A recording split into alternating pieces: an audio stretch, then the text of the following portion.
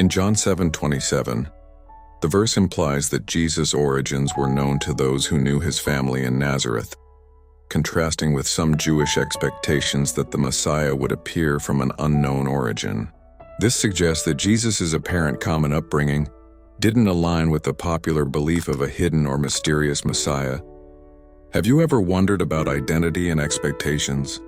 In John chapter 7, verse 27, we encounter a fascinating moment where the people of Jerusalem are debating about Jesus. They say, "But we know where this man is from. When the Messiah comes, no one will know where he is from." Isn't it interesting how they thought they had it all figured out? They believed they knew Jesus' origins, just a carpenter's son from Nazareth. But here's the irony. Their very certainty became their blindness. They had created their own version of how the Messiah should appear, missing the divine reality standing right in front of them. It's a powerful reminder that sometimes our preconceptions can prevent us from seeing the truth, even when it's right before our eyes. No man knoweth whence he is. This phrase, often interpreted as "no one knows where he came from," reflects a common Jewish expectation that the Messiah would appear suddenly and unexpectedly, not from a known lineage. Howbeit we know this man whence he is. This opposing statement highlights the fact that Jesus' family and upbringing were well known in Nazareth. This knowledge seemed to contradict the expectation of a hidden or mysterious Messiah. The context of the passage. This verse occurs within a discussion about Jesus' identity and whether he was the Messiah. Some people were questioning his claim to be the Messiah, while others were considering him. In essence, the verse highlights the contrast between the common understanding of Jesus' background and the Jewish expectation of a Messiah whose origin would be unknown, a point that some people struggled to reconcile. What does it mean that the darkness cannot comprehend the light? The second phrase of this verse is sometimes translated as, "The darkness did not overcome it," or "The darkness did not comprehend it." The original Greek root word is katalambano, which can mean acquire, grasp, or lay hold of. Since light is associated with knowledge, this means that Jesus is not. What does it mean that the Spirit proceeds from the Father and the Son?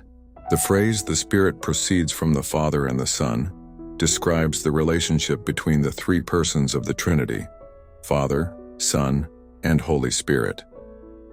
It signifies that the Holy Spirit is eternally related to both the Father and the Son, and that he emanates or originates from them, not from one alone. This concept emphasizes the unity and co-equality of the three persons in the one God. Here's a more detailed explanation. Procession. The term proceeds or proceeding in this context means to emanate, be sent out, or originate from.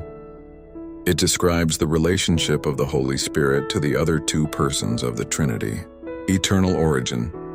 The Holy Spirit's procession is understood as eternal, meaning it is not a temporal act of sending, but a fundamental characteristic of the Trinity's being. Double procession.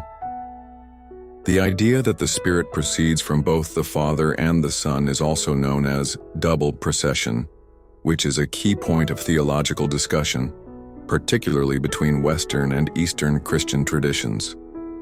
Relationship of persons.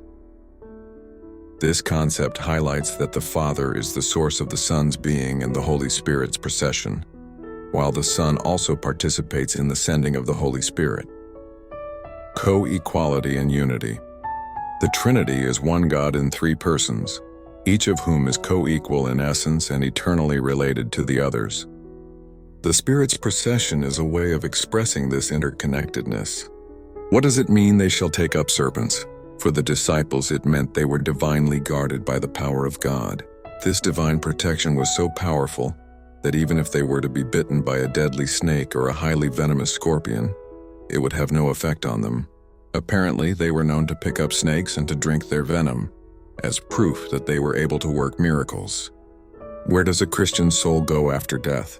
In Christian beliefs, after death, a Christian soul is believed to go to heaven to be with God. This is considered an immediate transition for those who have placed their faith in Jesus Christ. The soul then awaits the resurrection of the body, where it will be reunited and live eternally with the Lord. Immediate transition. The Bible teaches that when a Christian dies, their soul departs the body and goes to be with God in heaven. This is often referred to as the intermediate state, heavenly presence. Believers are believed to experience a state of joy, peace, and union with God in this disembodied state.